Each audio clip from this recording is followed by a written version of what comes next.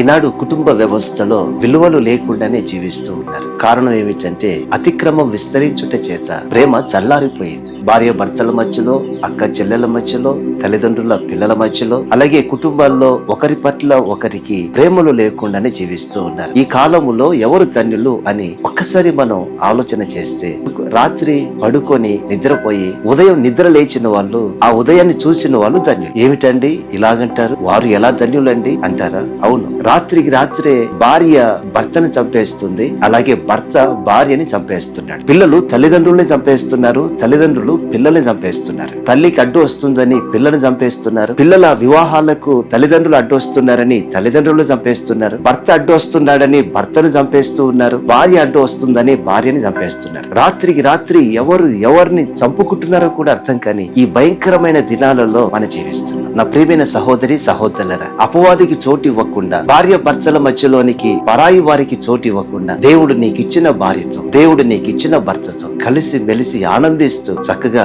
కాపురం చేయాలని, దేవుడు మీకు ఇచ్చిన పిల్లలతో మీరు ఆనందిస్తూ ముందుకు సాగాలని హెచ్చరిస్తున్నాను. కుటుంబాన్ని విచ్ఛిన్నం చేసుకోకండి, కుటుంబాల్లో శాపాన్ని తెచ్చుకోకండి, కన్నీళ్ల మధ్యలో జీవించకండి, మీ ఇంటిలో అనేకులకు దుఃఖాన్ని మిగిల్చి వెళ్ళకండి. ఒక్కసారి ఆలోచించండి.